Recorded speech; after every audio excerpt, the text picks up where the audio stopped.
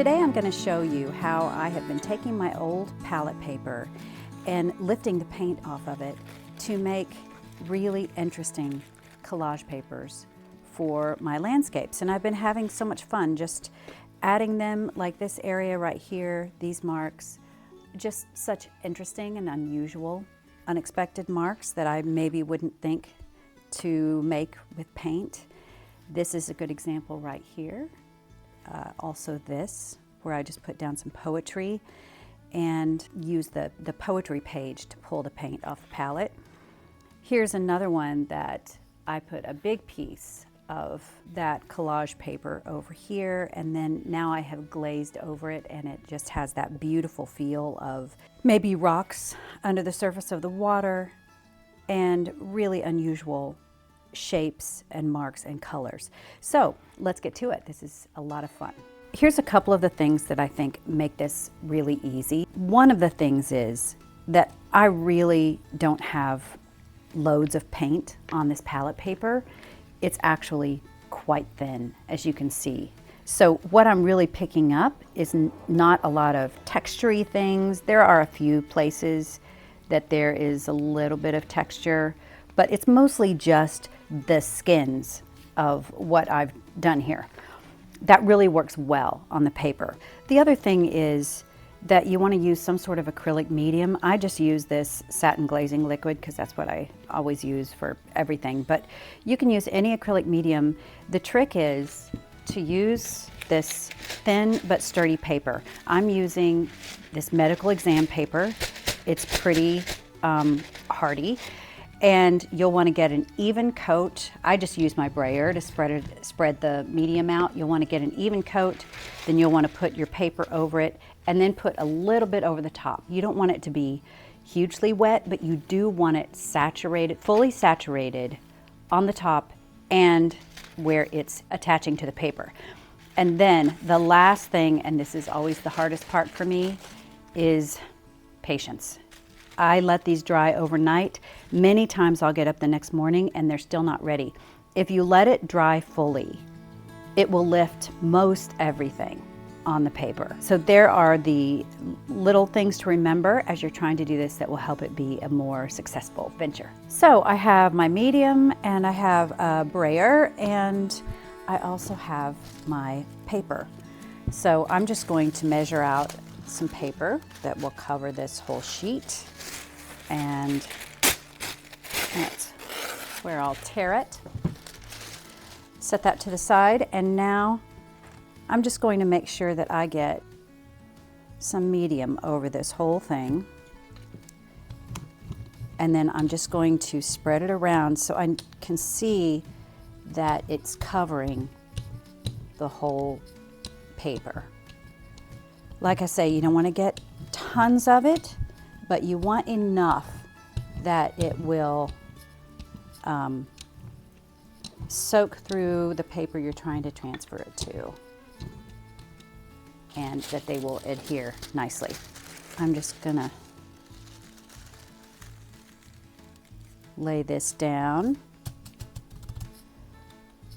and now just spread it out with the brayer over the top,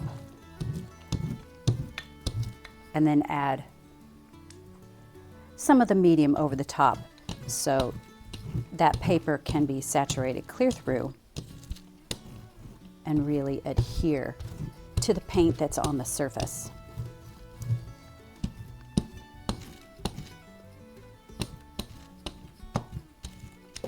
So you can kind of look at it, look at the sheen to see if you've missed a spot, and you know, not a bad idea if you want to spread it out with your finger and make sure that it's really adhering.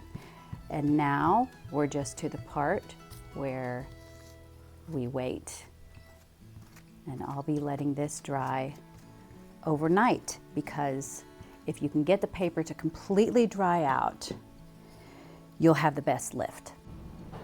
So I thought I would just show you some examples of what this paper can look like on a painting.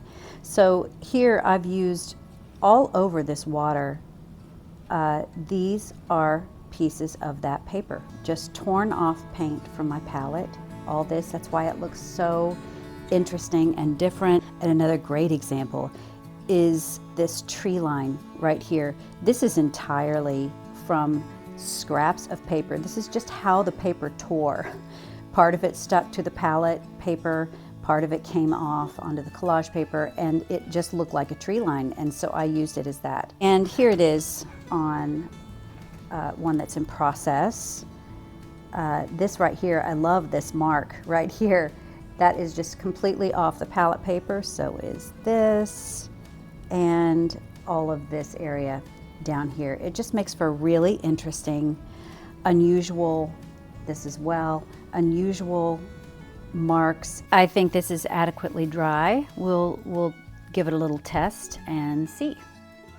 So I can always tell very quickly if it's not dry, because there'll be huge parts of the paint that are just left, and the paper will sort of tear in pieces instead of just coming off all at once. So far we're looking pretty good.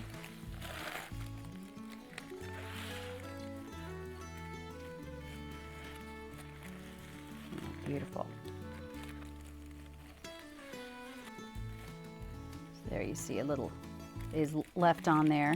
I think in the middle, maybe it's not as dry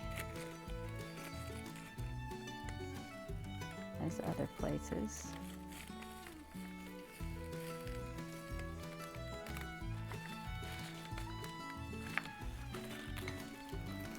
And you just have to sort of be a little gentle with it, not pull too much or too quickly,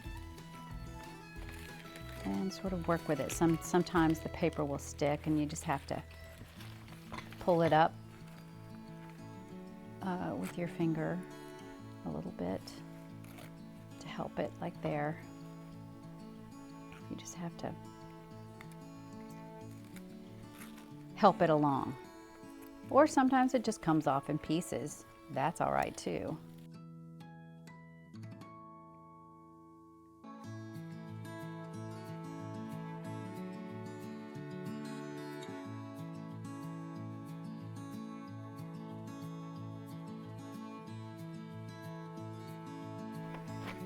All right, so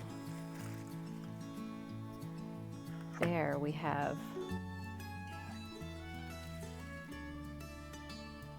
our beautiful paper. We got up almost everything that was on that palette paper. It took up almost all of it. But I will definitely be using this. Now what I do from here is the paper itself can just need a little bit of drying, extra drying, and so I'll just put it on a rack and let it dry. There you go. I hope you let me know in the comments how this is working for you, or if you do it a little bit differently. I'd love to hear about it. And as always, thank you for spending your precious time with me, and Happy New Year, everyone.